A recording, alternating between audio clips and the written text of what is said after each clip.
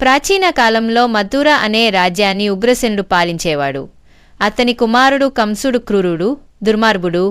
కంసుడు తన సోదరి దేవకి వివాహ సమయంలో రథసారథ్యం చేస్తూ వెళ్తున్నప్పుడు ఆకాశవాణి వినిపించింది. కంసా, నీ సోదరి దేవకి నుండి పుట్టే 8వ బిడ్డ నిన్ను సంహరిస్తాడు. ఆ మాట విన్న కంసుడు భయంతో దేవకీని, వసుదేవులను కారాగారంలో నిర్బంధించాడు.